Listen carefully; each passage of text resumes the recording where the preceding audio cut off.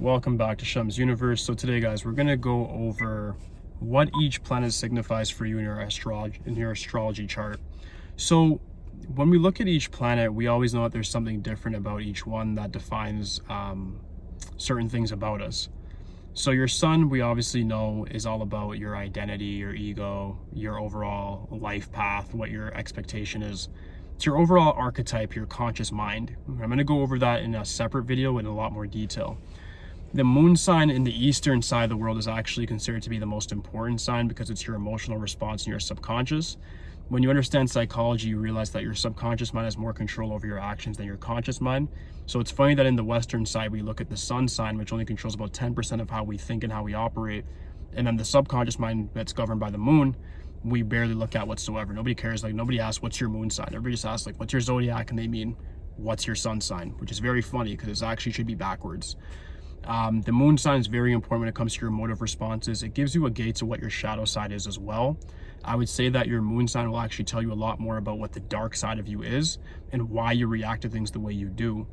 When you look at the planet or the sign that's associated with your moon sign, you'll also see that this controls why maybe you're quick to anger, why you're emotionally volatile, or just why you're even in certain situations, what you need to learn from them. So a lot of people actually have a lot of life-changing experiences when they fully interpret their moon sign from both a Vedic perspective and a tropical perspective.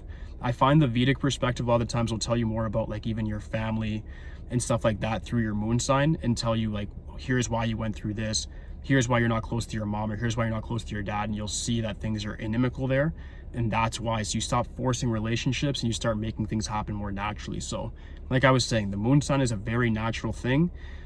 I think it's the most fundamental sign you can know about, and it will definitely change your life if you know how to harness it correctly. The next one I want to go over is your Mercury. Mercury placements are so important because it discusses how you communicate, right? I'm Mercury in Gemini, go figure. So I'm very good at communicating. I can articulate myself quite well. I could talk for 20 minutes, 40 minutes, an hour. It doesn't make a difference. I don't lose breath. I don't care. I don't lose track of what I'm saying. When you understand how you communicate, you then can weaponize it to your advantage. So you can use it either to, I would say you can use it to know how to handle business. You can use it to seduce. You can use it for just recreational use, so you know how you look in a social sort of setting. But it helps you understand whether you're supposed to be an extrovert or introvert or a hybrid. And when you understand these things more, you start moving more in conjunction or in cohesion with the universe. And in turn, you have a lot better luck in comparison to when you're just doing a free-for-all. No matter what, it controls how you communicate, whether you like it or not. So at least if you know about what your throat chakra wants from you, you then can use it to more of your advantage. That's my recommendation for you guys. Venus is something that's so not talked about. Your Venus placement, that controls your whole love life. So what house it's in matters a lot because that controls like the setting in which you'll find love. It also will control how your love life overall will be. So should you have high expectations for love? Should you have the fairy tale expectations, or should you have low expectations, being none? Numerology can show that, but I think astrology is a lot better at it. And I think when you look at the Vedic side of things, it'll tell you a lot more about what your partner will be like through your Venus sign and what you will be like as a person.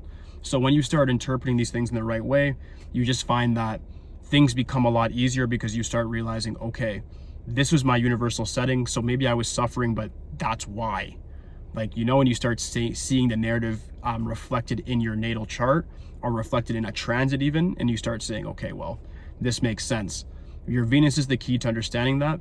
And Venus also can play a key role depending on if it's in one of your money houses, telling you how to make money. If you have Venus in the 2nd or 6th or 10th, a lot of times it can mean that you have to have a job that's reflecting performance-based, whether it be sales, creativity, arts, crafts, things like that. Next one is Mars. That's like your instinctual sexual urges, just your overall energy, your intuition. If you have a strong Mars, it means that you can do very well in career just using that gut feeling. Your passion can be very strong and override reality, meaning if you have a strong Mars, you can actually just crush reality completely. Your aggression and your force of nature in your mind can start bending things and making it work for you and not against you. Mars, again, is very understated. People don't talk about it at all, I've noticed. But if you know actually how to utilize it in the right way, you will start to see that you'll see where your aggression will pay dividends, and you'll see where your intuition can lead you in regards to better results as a whole. This is very much not talked about at all.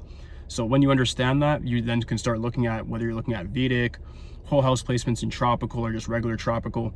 you just start seeing, okay, here's where my Mars is in regards to a house. This can also tell you, again, how to make money. If you have Mars in the 10th, that's super exalted. You can be very aggressive in career. You could be like a bulldozer. If I see somebody with Mars in their 10th house and they're after the same job I am, I'm just not going to bother reply. I'll just let them run it over and they just do their thing. So a lot of these planets will tell you where you can be very dominant, where you can bring war to and expect to win. Mars is very good for that. Saturn is a bit more of a generalized planet. It's more so telling you about like your overall karma, but it's so grouped together with like a lot of people, right? Similar with Mars too, because it can go for years. So with Saturn, when you have like Saturn in Aquarius, Saturn in Pisces, Saturn whatever, Aries, what have you, it tells you a bit of generally like what your generation, what your group of people have in common when it comes to karma.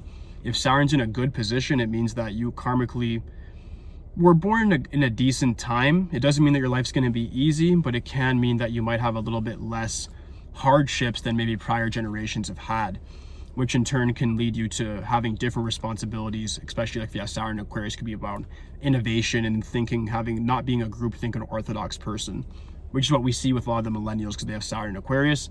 They end up not wanting to work conventional jobs, doing something like what I'm doing, or day trading, or even doing crime or whatever, right? But they don't want to be that conventional person. And so that's the thing. And that's what's being sold now, is that you don't want to be the 9-to-5 person. You want to be something else. We're in the age of Aquarius, so go figure. Everybody's going to be unorthodox and do things in their own way.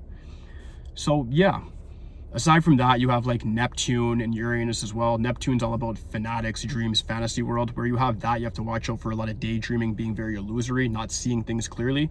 So when I want to see like, okay, where am I least competent? I know it sounds rude for a planet, but I'll look at Neptune for that and say, okay, here's where I'll be very like illusion based and not really see things as far as I need to see them. So when you understand that, you then can start getting a more clear picture of okay, here's where I need to apply more focus, or here's where I should even hire a mentor to look at things for me in a different way. So it's a little bit more clear in that sense. When I look at Uranus, that's like a planet of erratics, random movement, chaos.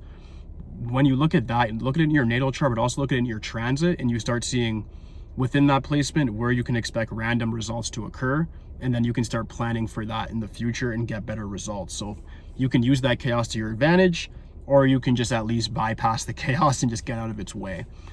But overall, that's about it. Aside from that, we have the Black Moon Lilith as well. I'm going to go into a separate video on that, where I'm not emphasizing it too much this time. But Black Moon Lilith is a great place as well, alongside your main moon sign, to learn about your dark side, your hidden capacity for darkness. And it really teaches you where a lot of your hidden skill sets are. So if you're looking for like career or some sense of fulfillment, I look for Black Moon Lilith to see where you might have resent or repression. All right, so that does conclude my video, guys. If you have any questions for me, just please leave in the comment section. Aside from that, like, subscribe. All I'm here for today, guys. Peace.